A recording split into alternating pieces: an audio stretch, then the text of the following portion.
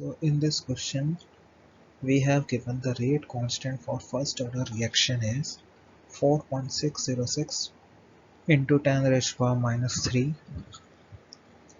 We have to try and find the time required to reduce 2.0 gram of reactant to 0.2 gram. So here C0 is 2 gram and CT is 0.2 gram and rate constant is, which is nothing but K.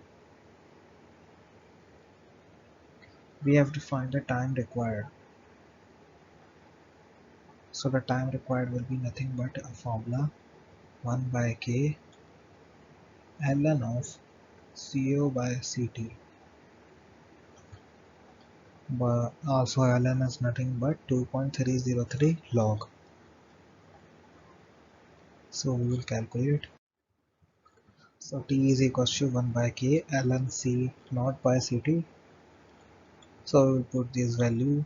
We have given K, C naught and CT. We will put this value. We will get this, where ln is nothing but 2.303 log.